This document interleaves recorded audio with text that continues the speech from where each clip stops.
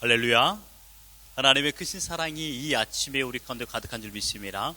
오늘 우리는 마태복음 8장 23절로 27절의 본문을 통하여 풍랑도 아름다워 보입니다 라는 제목으로 하나님의 말씀을 함께 나누도록 하겠습니다. 인생을 살다 보면 우리가 예상하지 못한 풍랑을 마주할 때가 종종 있습니다. 생각하지 못했던 사고가 일어나기도 합니다. 건강하던 몸에 이상이 생겨 손가락 하나도 움직일 수 없는 상태가 되기도 하고 병원 신세를 져야 하기도 합니다. 안정적이던 사업에 지진 징조가 발생하더니 손 쓸 틈도 없이 와르르 무너지는 경우도 있습니다. 인생에서 마주하는 풍랑은 많은 것을 생각하게 합니다. 이 풍랑이 왜 찾아왔는가? 과연 이 풍랑을 통하여 하나님께서 무엇을 알게 하기 위한 것인가? 심지어 고난, 즉 풍랑이 신자들에게 유익이라고 말하는 것 자체가 불편한 주제로만 느껴지는데 어찌하여 풍랑에, 고난에 순종하라고 하는가? 지금 내가 당한 고난의 강도가 얼마나 강력한지 모르고 하는 말은 아닌가? 라고 생각할 때도 있습니다. 아니면 나와 같은 상황을 경험하지 않았기 때문에 하는 말씀이 아닌가라는 착각이 들기도 합니다. 더더군다나 올해 2021년도는 우리에게 불어닥친 풍랑이 얼마나 강력했습니까? 너무 힘들어 하나님의 존재에 대해서도 의심한 분들도 계실 것입니다. 납득할 수 없는 인생의 풍랑, 곧 고난에 대하여 성경에선 이렇게 답을 주고 있습니다. 로마서 8장 17절과 18절을 같이 한번 읽어보겠습니다. 시작. 자녀이면 또한 상속자, 곧 하나님의 상속자요 그리스도와 함께한 상속자니 우리가 그와 함께 영광을 받기 위하여 고난도 함께 받아야 할 것이니라. 생각하건대 현재의 고난은 장차 우리에게 나타날 영광과 비교할 수 없도다.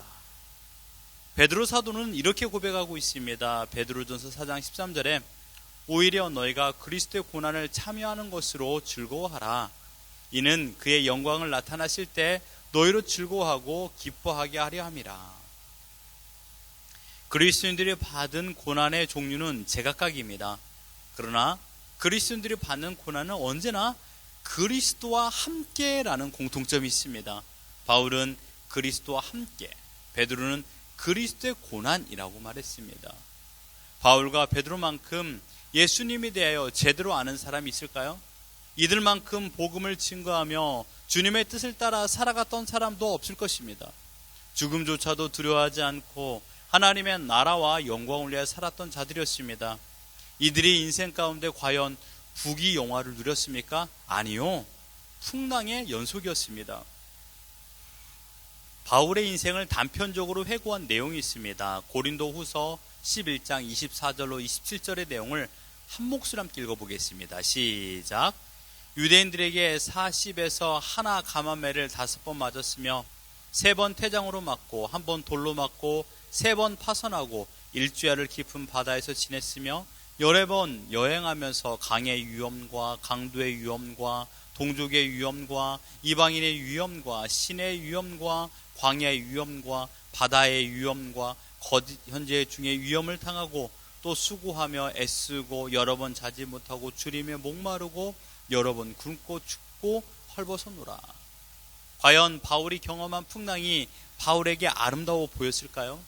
제가 바울 선생님을 만나지 않아서 잘 모르겠지만 다시 그 순간을 경험하고 싶지는 않았을 것입니다.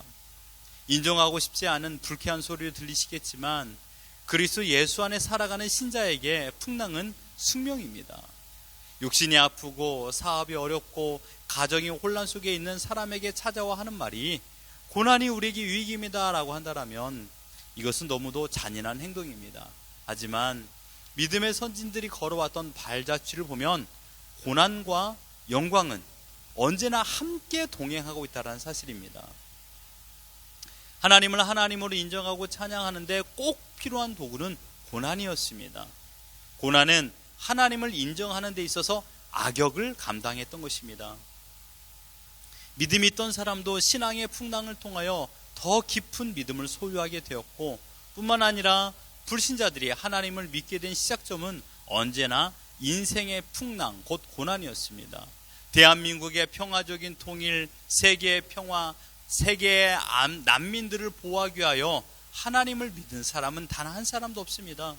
모두가 인생의 벼랑 끝에 서 있을 때, 더 이상 내 힘으로 인생의 풍랑을 이겨낼 수 없을 때, 고난의 강도가 도장 깨기처럼 가능성이라는 내 자신의 마지막 희망을 모조리 산산조각 냈을 때 우리는 예수님을 믿게 되었습니다.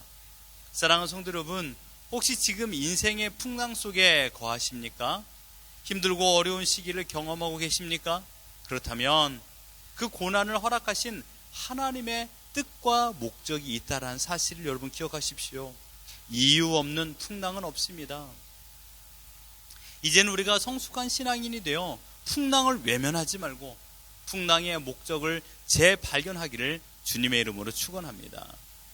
인생의 풍랑에는 두 가지 공통점이 있습니다. 첫째로는 예상할 수 없다라는 것과 두 번째는 내 힘으로는 이겨낼 수 없다라는 것입니다. 그래서 우리는 날마다 기도합니다. 하나님, 우리 인생에서 풍랑을 제거하여 주시고 안전한 생활하게 하여 주시옵소서.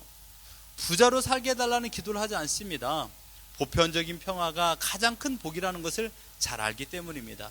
하지만 일상적인 평화를 누리는 것이 얼마나 큰 복이라는 것을 경험해 본 사람만이 이렇게 기도할 수 있는 것입니다. 현재를 살아가는 우리들에게 풍랑은 언제나 발생할 수 있습니다. 기억하십시오.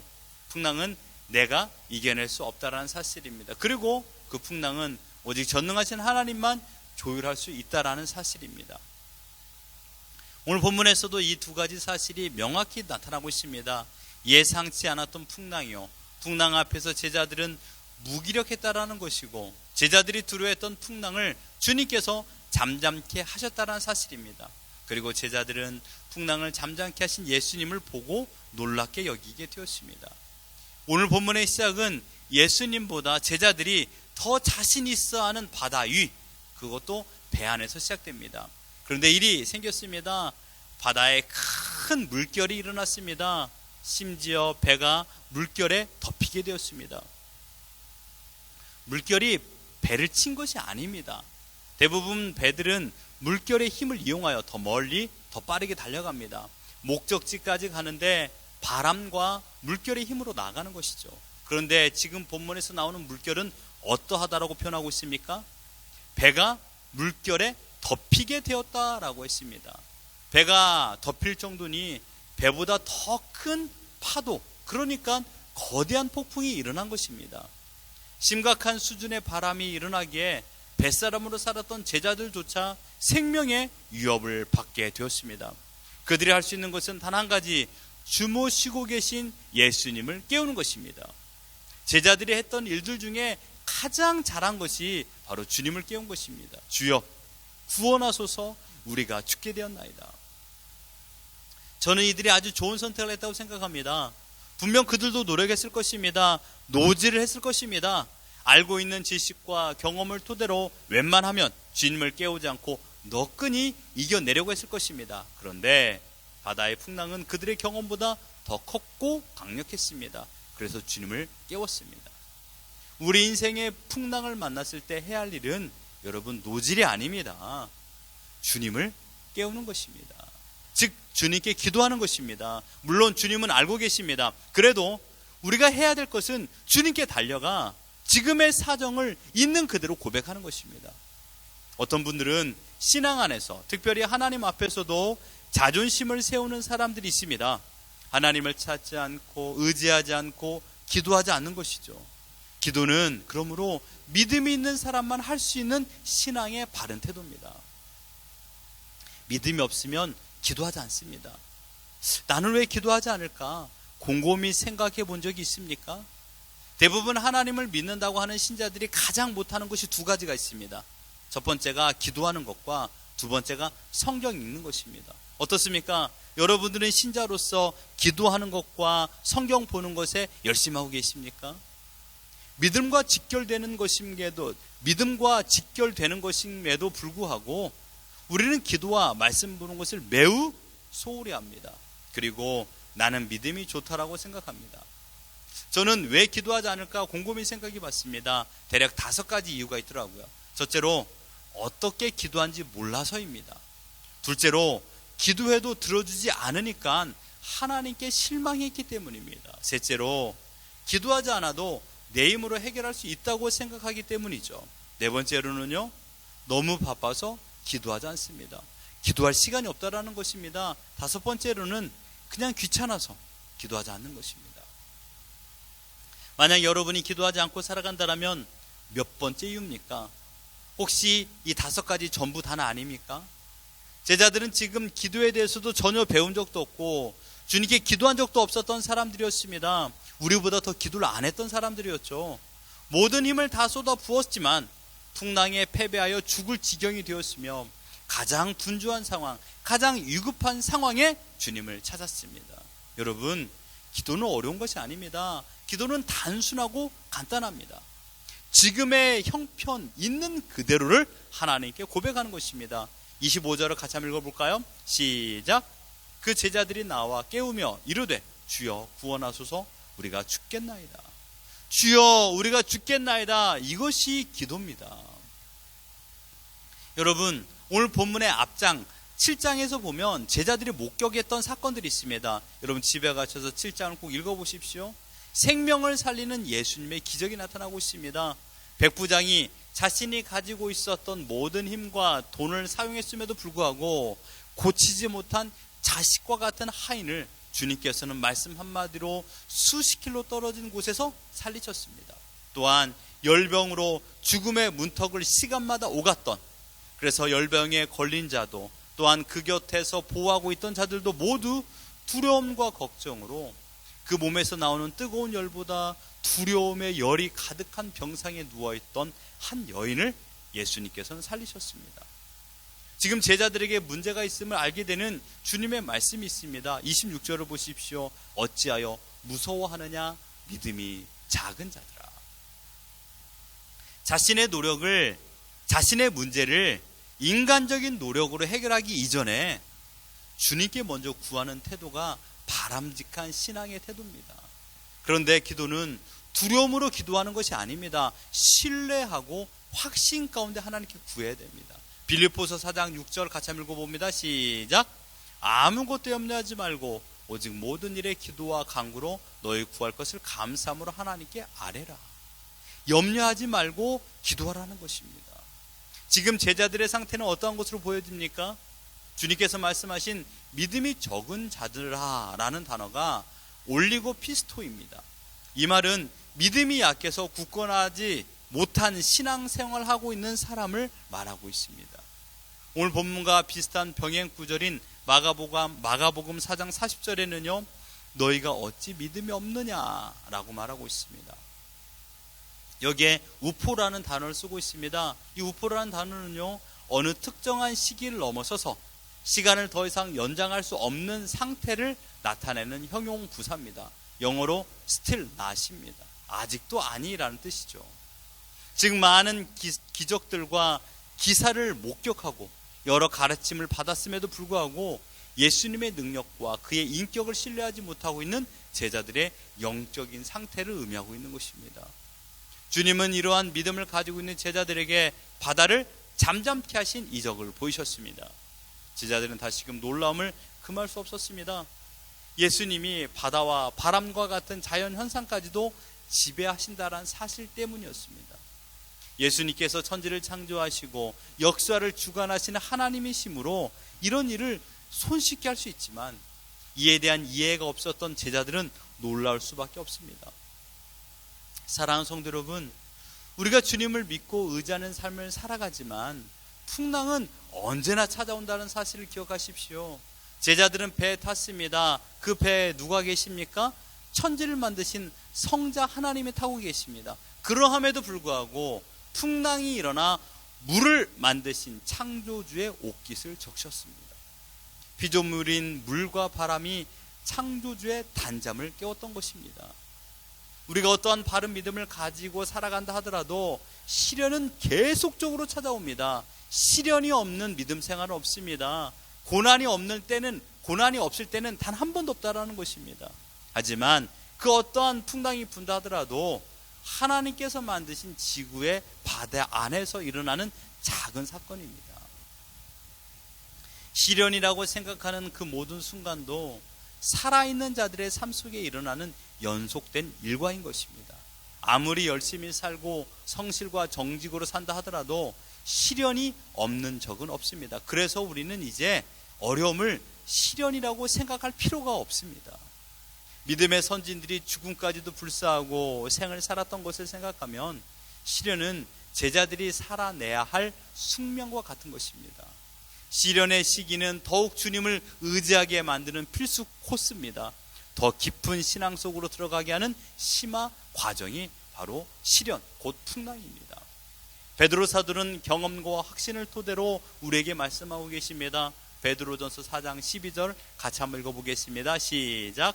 사랑하는 자들아, 너희를 연단하려고 오는 불시험을 이상한 일 당하는 것 같이 여기지 말라. 바다를 만드신 분이신 예수님께서는 풍랑 속에서도 주무셨다는 사실을 기억하십시오. 바다를 잘 알고 살아가는 제자들은요, 바다의 강력함에 무서워하고 있었습니다. 인생의 산전수전을 다 겪고 많은 것을 안다고 말하지만 과연 우리가 얼마나 인생의 넓이와 깊이를 알겠습니까? 기억에 남는 장례식이 있습니다. 97세로 하나님께서 주신 생명을 다 사시고 천국의 부름을 입은 권사님의 장례식입니다. 마지막 하관 예배를 드리는데 대표 기도하신 장로님도 백발이 무성하신 연로하신 분이셨습니다. 그런데 이렇게 기도하십니다. 우리가 살아가는 이 세상이 금수를 누릴 것으로 착각하며 물질과 명예를 위하여 살았던 것을 용서하여 주옵소서라고 기도하셨습니다. 사랑하는 성도 여러분, 누가 인생을 제일 잘할까요? 인생을 많이 경험한 사람이 잘할까요? 아니면 인생을 만드신 분이 잘할까요? 우리는 인생의 삶 가운데 단 1%라도 알고 생활 마감할까요? 아닙니다. 우리는요, 단 1%도 알지 못하고 생을 마감하는 자들입니다. 만약 제자들이 풍랑이 가득한 바다였다라면 배를 띄우지 않았을 것입니다. 주님, 지금 배 띄우면 큰일 납니다 라고 말했을 것입니다. 어두워 풍랑을 보지 못하고 배에 오른 것도 아닙니다.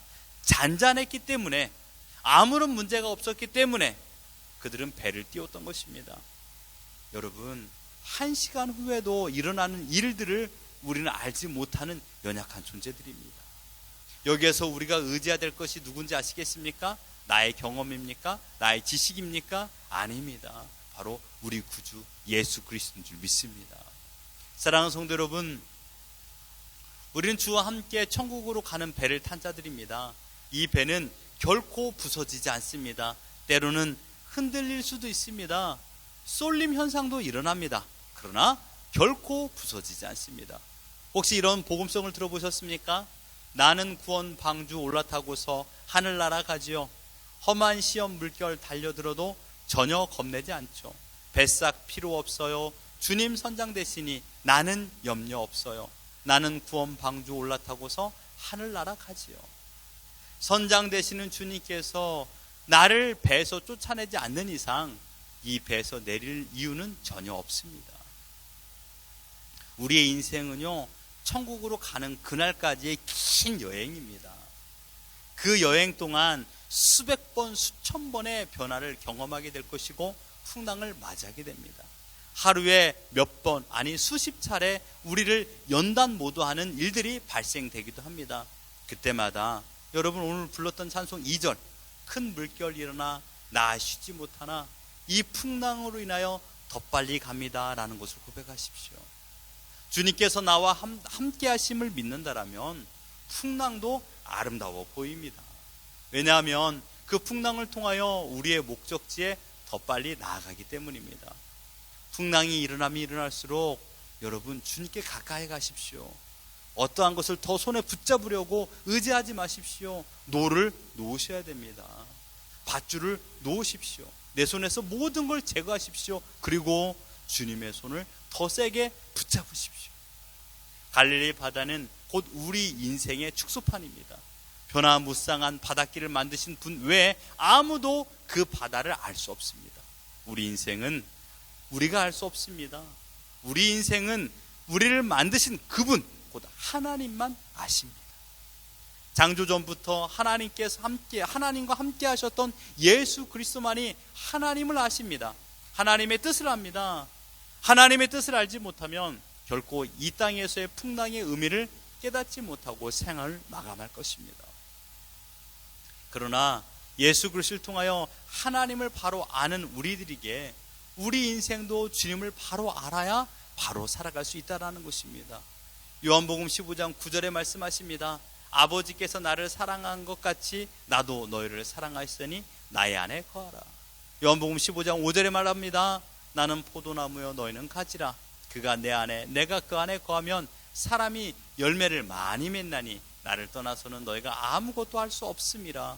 아주 중요한 문구가 있죠. 나를 떠나서는 너희가 아무것도 할 수 없습니다. 여러분 앞에 불어닥치는 풍랑은 여러분의 힘으로 아무것도 제거할 수 없다라는 사실입니다. 우리의 힘으로 절대로 이겨낼 수 없습니다. 나를 떠나서는 너희가 아무것도 할 수 없습니다. 주 안에 있을 때 마주하는 풍랑은 아름다워 보이는 자연의 일부입니다. 제자들은 풍랑을 바라보는 시각이 바뀌게 되었습니다. 그리고 누구를 두려워해야 하는지를 알게 되었습니다. 풍랑을 두려워해야 하는가? 아니면 풍랑을 잠잠케 하는 주님을 두려워해야 되는가? 아무리 강한 풍랑이라도 주님이 나와 함께 하시면 그 풍랑은 예수 그리스도를 더욱 신뢰하게 만드는 악역을 하는 도구에 불과합니다. 흔들리지 않는 믿음을 가지고 있으면 어떠한 강력한 토네이도가 분다할지라도 뱃머리에서 주무시던 주님처럼 우리도 주님 안에서 잠을 잘 수 있습니다. 설령 육신의 아픔을 인하여 사경을 헤매는 그 순간에도 하늘을 소망하며 하나님의 나라를 바라보고 아무것도 염려하지 않는 평안의 미소를 지을 것입니다. 사랑하는 성도 여러분, 이제 말씀을 다 드렸습니다. 어떠한 풍랑이랄지라도 하나님께서 다스리시는 인생 안에 있을 뿐입니다. 시련이 더 커 보입니까? 나의 믿음이 작아졌기 때문입니다. 풍랑으로 인하여 더 무서워지셨습니까? 주님보다 두려워하는 것이 더 많이 생각나기 때문입니다. 신앙인은 주님을 의지하는 커리큘럼 속에서 더욱 강해집니다. 나와 함께 하시고 내 곁에 계시는 임마누엘 하나님을 신뢰하십시오. 떠나지 않는다고 약속해 주신 그 약속을 여러분 굳건히 믿으십시오. 인생의 풍랑은요 언제나 불어닥칩니다. 2021년도 이제 남은 기간이 몇 주 안 남았습니다. 이 순간에 풍랑이 또 닥칠 것입니다. 하지만 모든 것이 하나님의 통치 아래 있음을 믿으십시오. 문제는 주님이 나와 함께하고 있지 않은가가 아니라 내 인생이 하나님께서 정하신 방향으로 잘 가고 있는가를 생각하셔야 됩니다. 그리고 풍랑이 찾아올 때마다 주님을 깨우십시오. 지겹도록 또 왔느냐라고 할 정도로 이것은 너 혼자 하면 안 되겠니? 아닙니다. 주님, 저는 주님 없으면 아무것도 할 수 없습니다. 주님이 인도하여 주시고 주님이 도와주셔야 하며 주님이 다스려 주셔야 됩니다 라고 기도하셔야 됩니다. 신자의 공식을 기억하십시오. 풍랑은 주님을 찾는 때다, 이것입니다. 주님을 찾으며 주님 안에 거할 때 풍랑은 아름답게 보입니다. 오늘 여러분의 인생의 풍랑이 아름다워 보이십니까? 다시금 우리의 믿음을 점검하시고 우리의 기도를 점검하시며 오직 주님 안에 거함으로 주님이 지켜주시고 인도하여 주시는 풍랑을 잠잠케 하시는 하나님의 능력을 경험하는 우리 모두가 되기를 예수 그리스도 이름으로 축원합니다.